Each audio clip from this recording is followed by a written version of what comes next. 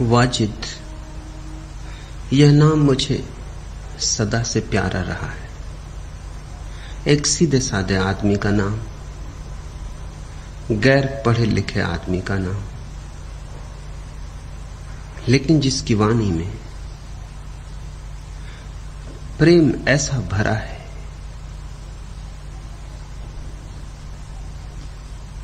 जैसा कि मुश्किल से कभी औरों की वाणी में मिले।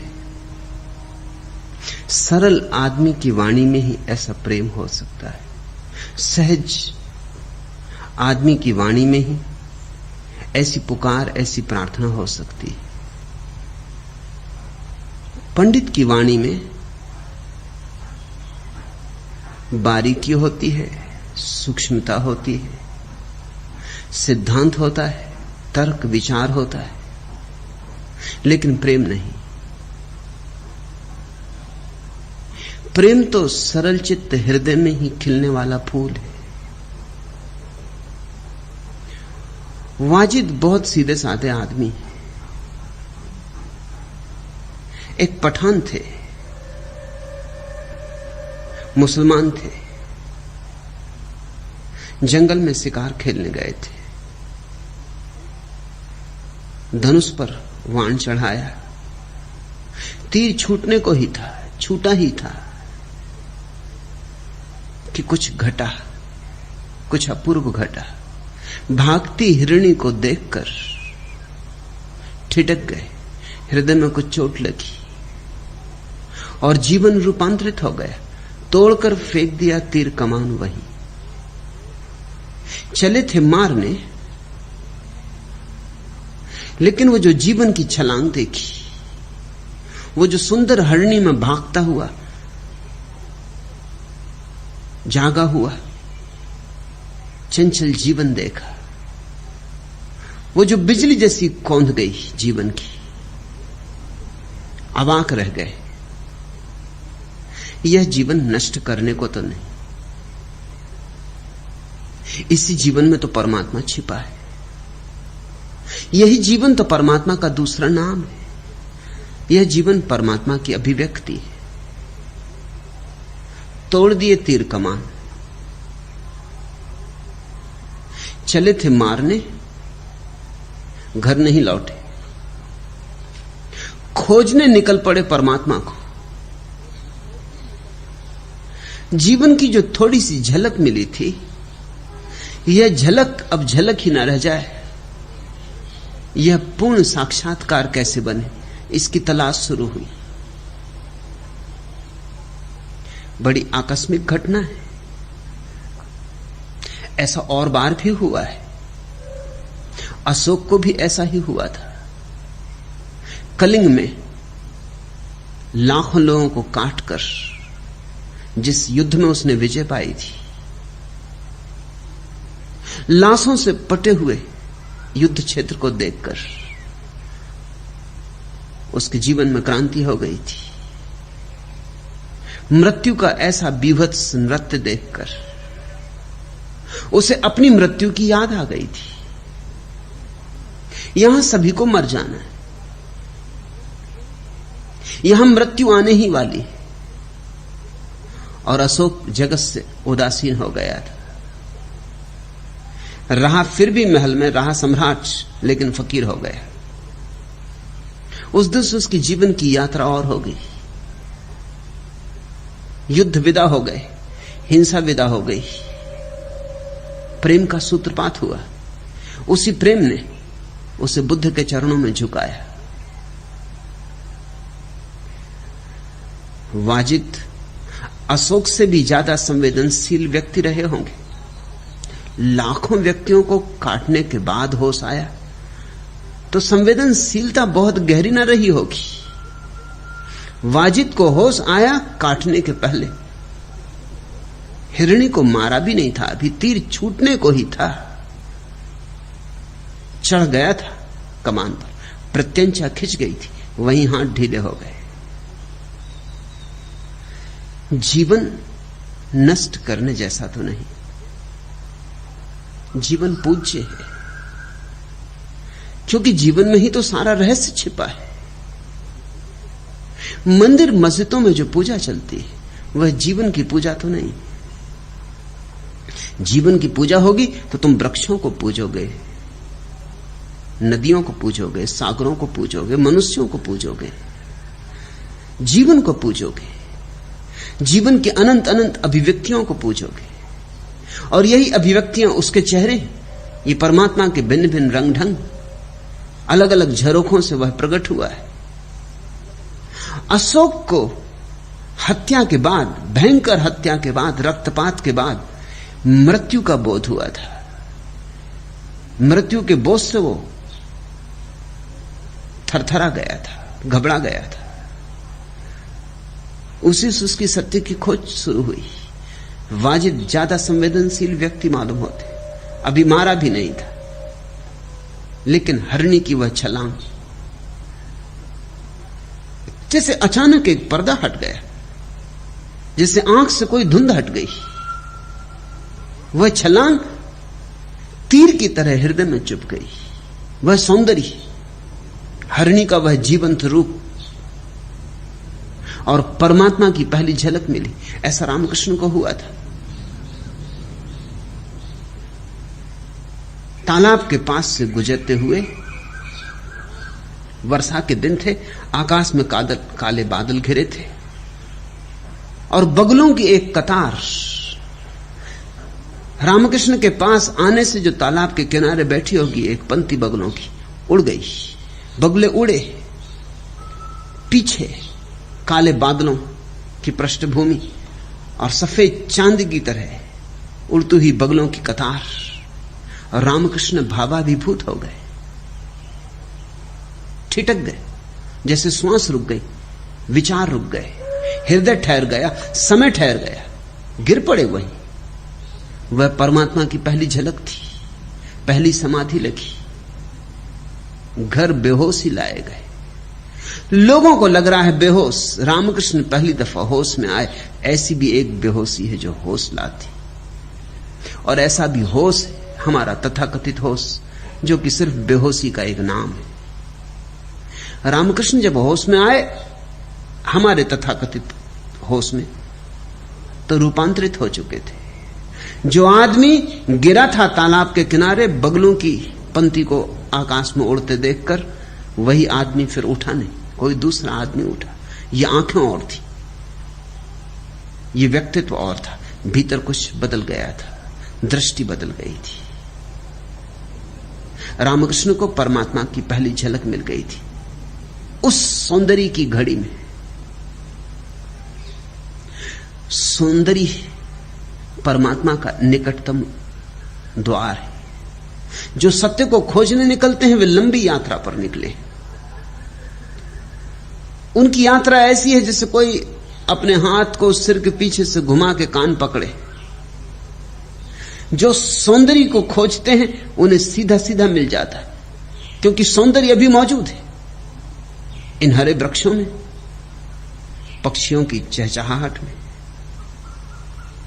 इस कोयल की आवाज में सौंदर्य अभी मौजूद है। सत्य को तो खोजना पड़े, और सत्य तो कुछ बौद्धिक बात मालूम होती, हार्दिक नहीं। सत्य का अर्थ होता है गणित बिठाना होगा, तर्क करना होगा, और सौंदर्य तो ऐसा ही बरसा पड़ रहा है, न तर्क बिठाना है न गणित करना है। सौंदर्य चारों तरफ उपस्थित है। धर्म को सत्य से अत्यधिक जोर देने का परिणाम यह हुआ कि धर्म दार्शनिक होकर रह गया, विचार होकर रह गया। धर्म सौंदर्य ज्यादा है। मैं भी तुमसे चाहता हूं कि तुम सौंदर्य को परखना शुरू करो, सौंदर्य को, संगीत को, काव्य को, परमात्मा के निकटतम द्वार जानो। हरणी का छलांग लगाना, हरणी को छलांग लगाते देखा, उसकी छलांग में एक सौंदर्य होता है, एक अपूर्व सौंदर्य होता है, अत्यंत जीवंतता होती। उस छलांग में त्वरा होती, तीव्रता होती। बिजली जैसे कौन जाए, जीवन की बिजली जैसे कौन जाए। हाथ तीर कमान से छूट गए वाजिद के। यह सौंदर्य नष्ट करने जैसा तो नहीं, यह सौंदर्य विनष्ट करने जैसा तो नहीं, यह सौंदर्य ही तो पूजा का आराध्य है। झुक गए वही, फिर घर नहीं लौटे, जीवन में क्रांति हो गई। अब खोज में निकले सद्गुरु की, जो इस झलक को सदा के लिए हृदय में विराजमान कर देगा। यह तो अभी बिजली की तरह कौंधा, इसका दिया बनाना होगा जो जलता रहे, जलता ही रहे, निस्वासर, क्षण भर को भी ना बुझे। बिजलियों की कौंधनी में रोशनी तो है, मगर क्षण भर को होती। बिजलियों के कौंधने में कोई किताबें तो नहीं पढ़ सकता, न बिजलियों के कौंधने में कोई पत्र लिख सकता है। बिजली तो आई और गई, बिजली का कोई उपयोग तो नहीं हो सकता। यद्यपि बिजली के माध्यम से एक बात तय हो जाती है कि रास्ता है। अंधेरी रात है, तुम जंगल में खो गए हो, बिजली कौंधी, तुम्हें दिख जाता है कि रास्ता है। यद्यपि फिर भयंकर अंधकार छा जाता है और रास्ता खो जाता है, मगर भरोसा आ जाता है, श्रद्धा आ जाती कि रास्ता है, अगर संभल के चला तो पहुंच जाऊंगा। रास्ता देख लिया, अपनी आंखों से देख लिया, हालांकि क्षण भर को दिखा था, सपने की तरह दिखा था, अब फिर खो गया और भयंकर अंधेरी रात है चारों तरफ। लेकिन अब तुम वही नहीं हो। बिजली कौंधने के पहले एक तुम थे, अब बिजली कौंधने के बाद दूसरे तुम हो। बिजली कौंधने के पहले संदेह ही संदेह था, पता नहीं रास्ता है भी या नहीं। अब संदेह नहीं, अब श्रद्धा है, और यही क्रांति है। जिस घड़ी संदेह श्रद्धा बन जाता, उसी क्षण क्रांति हो जाती। वो जो हरिण की छलांग थी, वो बिजली की कौन थी। अब तक जैसे आदमी सोया ही रहा था, जैसे अब तक कुछ होश ही ना था, जैसे नींद में चलते थे, नींद में उठते थे, नींद में बैठते थे। मगर आज कुछ हुआ।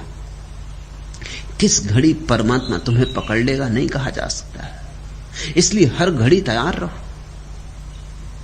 परमात्मा के लिए ना समय है ना असमय है। परमात्मा कब तुम्हारे द्वार पर दस्तक दे देगा कुछ भी नहीं कहा जा सकता। जागे रहो, प्रतीक्षा करो। छोटी छोटी घटनाओं में कभी कभी परमात्मा उतर आता। अब ये छोटी ही घटना थी, लाखों लोग शिकार करते रहे, लाखों लोग अब भी शिकार कर रहे, हरिण छलांग भरते, लेकिन हाथ तो गिरते नहीं, तीर तो टूटते नहीं, सद्गुरु की तलाश तो शुरू होती नहीं।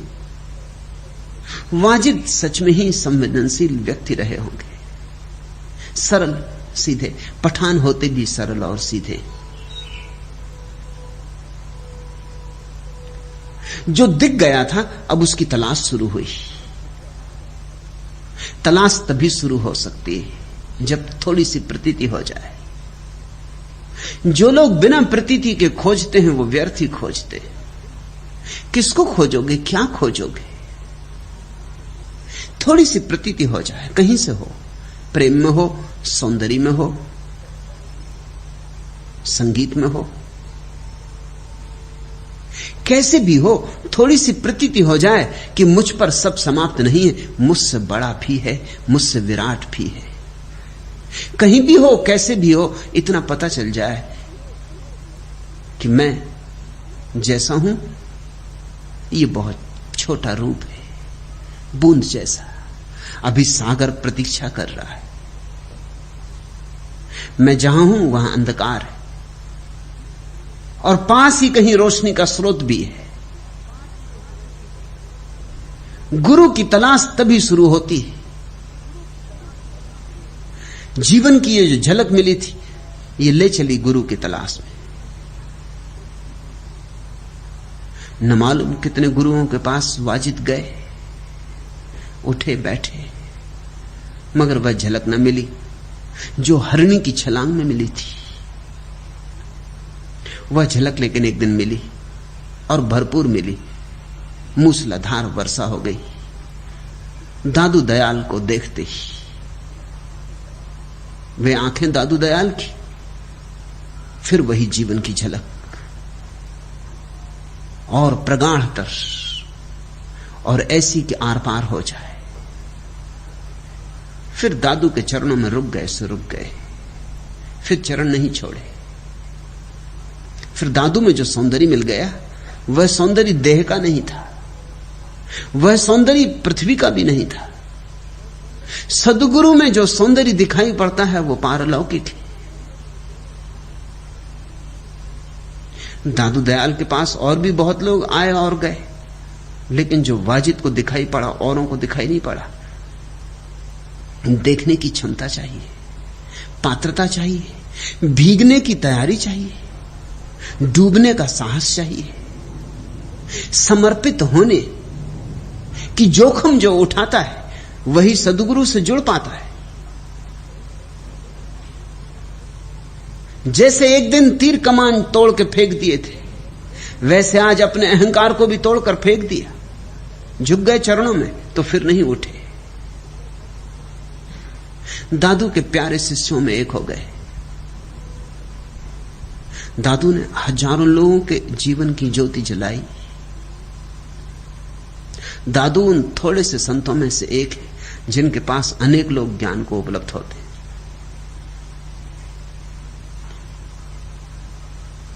स्वयं ज्ञान को उपलब्ध हो जाना एक बात है, वही भी बड़ी दूभर, बड़ी कठिन।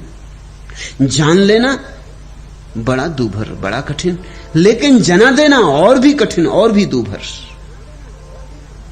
खुद पी लेना परमात्मा के घट से एक बात है, लेकिन दूसरों को भी पिला देना बड़ी दूसरी बात है। तो दुनिया में करोड़ों में कभी कोई एकाध परमात्मा को पाने वाला होता है, और करोड़ों परमात्मा को पाने वालों में कभी कोई एकाध दूसरों को भी पिलाने वाला होता है। दादू उन थोड़े से लोगों में एक थे। हजारों लोगों ने उनके पास पिया, उनके घाट से पिया। उनके 152 निर्वाण को उपलब्ध शिष्यों में वाजिद भी एक है। उनके पास बहुत दिए जले, वाजिद का भी जला। और जब वाजिद का दिया जला तो उसके भीतर से काव्य फूटा। सीधा साधा आदमी, उसकी कविता भी सीधी सादी है, ग्राम में, पर गांव की सौंधी सुगंध भी है उसमें। जैसे नई नई वर्षा हो और भूमि से सौंधी सुगंध उठे, ठीक ऐसी सौंधी सुगंध है वाजिद के काव्य में। मात्रा छंद का हिसाब नहीं है, बहुत जरूरत भी नहीं। जब सौंदर्य कम होता है तो आभूषणों की जरूरत होती। जब सौंदर्य परिपूर्ण होता है तो ना आभूषणों की जरूरत होती, ना साज श्रृंगार की। जब सौंदर्य परिपूर्ण होता है तो आभूषण सौंदर्य में बाधा बन जाते, खटकते। तब तो सादापन ही अति सुंदर होता है। तब तो सादेपन में ही लावण्य होता है, प्रसाद होता है। तो जो मात्रा, छंद, व्याकरण, भाषा को बिठाने में लगे रहते, उनके इतने आयोजन का कारण ही यही होता है कि भाव पर्याप्त नहीं, भाषा से उसकी पूर्ति करनी। जब भाव ही पर्याप्त होता है तो भाषा से पूर्ति नहीं करनी होती। जब भाव बहता है बाढ़ की तरह तो किसी भी तरह की भाषा काम दे देती। भाषा पर मत जाना, भाव पर जाना। काव्य फूटा उनसे। जब दिया भीतर जलता है तो रोशनी, उसकी किरणें बाहर फैलनी शुरू हो जाती। वही संतों का काव्य है।